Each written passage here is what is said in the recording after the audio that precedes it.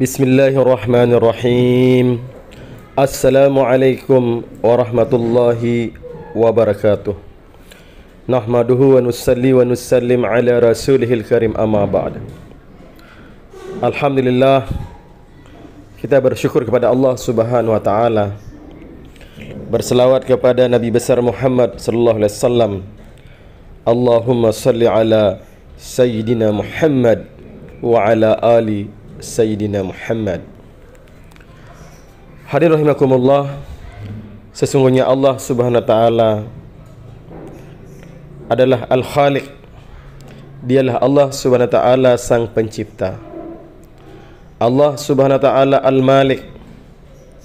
Dialah Allah Subhanahu wa taala yang menguasai, memelihara, membuat suasana dan keadaan, menghidupkan, mematikan. Allah Subhanahu wa taala adalah Ar-Razik. Allah adalah yang memberikan rezeki kepada makhluknya, baik makhluk yang dilihat oleh mata maupun yang tidak dilihat oleh mata, yang besar maupun yang kecil, yang nyata maupun yang gaib. Jadi Allah Subhanahu wa taala yang memberikan rezeki kepada makhluknya. Dia adalah Ar-Razik. Selain Ar-Razik adalah Marzuk, diberi rezeki oleh Allah Subhanahu wa taala. Hadirin rahimakumullah, kami sekarang berada di pantai untuk bertadabur dengan keindahan pantai. Sesungguhnya Allah Subhanahu wa taala menciptakan alam ini, termasuk salah satu di antaranya yaitu pantai, laut dengan pemandangan yang begitu indah. Ini adalah semata-mata agar kita ini ingat kepada Allah Subhanahu wa taala, bukan terkesan dengan apa yang diciptakan oleh Allah Subhanahu wa taala, tetapi bagaimana kita ini terkesan dengan yang menciptakan, yaitu Al-Khaliq. Dialah Allah Subhanahu wa taala yang menciptakan. Innallaha ma'al ladzina taqaw. Sesungguhnya Allah Subhanahu wa taala beserta orang-orang yang bertakwa. Kalau kita ini bertakwa kepada Allah Subhanahu wa taala, maka di mana saja, kapan saja, kita akan selalu berzikir kepada Allah Subhanahu wa taala.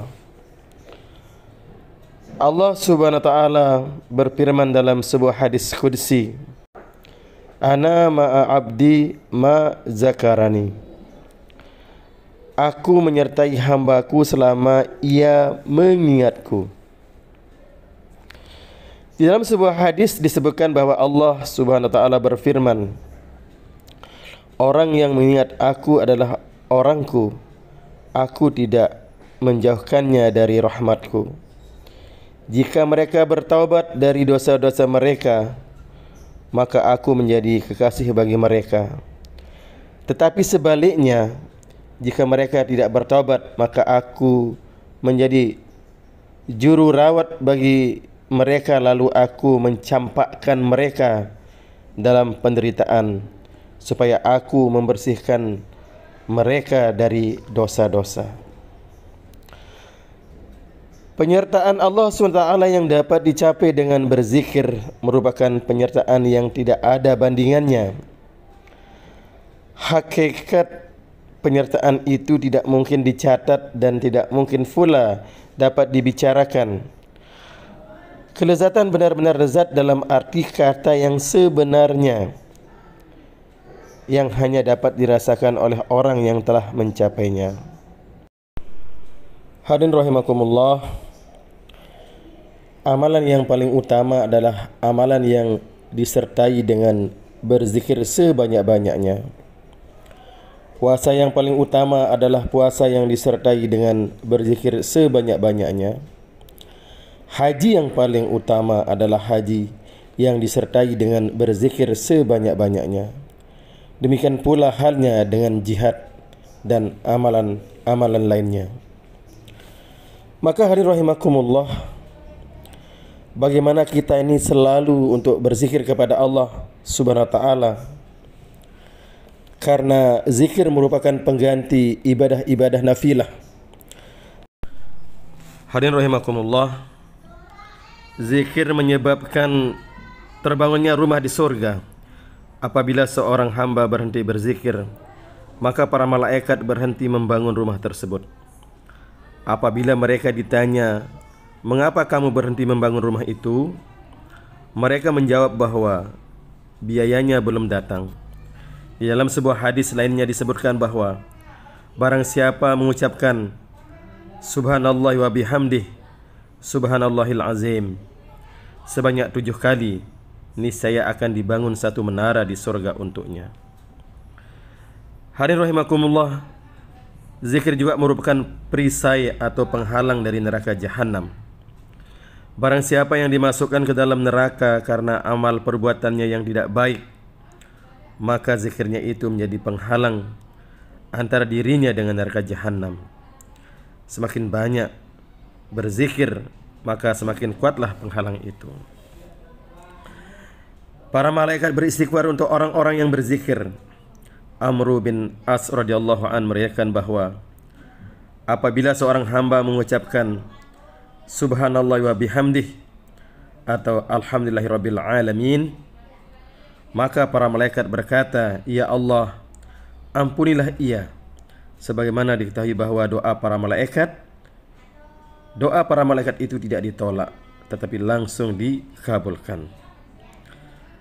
Maka hadirin rahimakumullah, jika seorang berzikir di atas sebuah gunung atau di tanah datar, maka tempat tersebut akan merasa bangga. Dan dalam sebuah hadis diberitakan bahwa gunung-gunung tersebut saling bertanya, "Adakah hari ini orang berzikir lewat di atas mereka?" Jika dijawab iya, ada yang lewat, maka ia merasa gembira dan bangga. Maka hadirin rahimakumullah, memperbanyak zikir merupakan jalan untuk membebaskan diri dari kemunafikan, menerangkan tanda kemunafikan. Allah Subhanahu wa taala berfirman, "La yazkuruna Allah illa qalila." Mereka tidak mengingat Allah melainkan sedikit. Ka'ab Akhbar radhiyallahu an berkata, barang siapa berzikir sebanyak-banyaknya, ia terpelihara dari kemunafikan. Dibandingkan amalan-amalan lainnya, zikir merupakan kelezatan yang tidak dimiliki oleh amalan-amalan lainnya. Jika zikir tidak mempunyai kekuatan selain kelezatan, ini saja sudah memadai. Malik bin Dinar rahmatullah alaih berkata bahwa seseorang tidak akan merasakan kelezatan apapun selain kelezatan berzikir. Di dunia, wajah orang yang berzikir akan nampak gembira dan akan nampak nur pada hari kiamat. Barang siapa mengingat Allah sebanyak-banyaknya, karena dalam perjalanan, ketika di rumah, dan ketika di kampung, maka ia akan mempunyai pembela yang sangat banyak di yaumil hisab kelak. Menerangkan tentang hari kiamat, Allah Subhanahu wa taala berfirman, "Yauma idzin tuhaddisu akhbaraha." Pada hari itu, pada hari kiamat, bumi menceritakan berita-beritanya. Rasulullah sallallahu alaihi wasallam bertanya kepada para sahabat, "Tahukah kamu berita-berita bumi itu?" Mereka menjawab, "Tidak, kami tidak tahu ya Rasulullah." Rasulullah sallallahu alaihi wasallam bersabda, "Pekerjaan-pekerjaan yang dilakukan oleh laki-laki maupun wanita, pekerjaan baik maupun buruk di permukaan bumi ini, maka bumi akan menceritakan bahwa si fulan pernah melakukan sesuatu perbuatan di suatu tempat pada suatu waktu. Oleh karena itu, orang-orang yang berzikir sebanyak-banyaknya di berbagai tempat akan mempunyai saksi yang banyak di yaumil hisab nanti."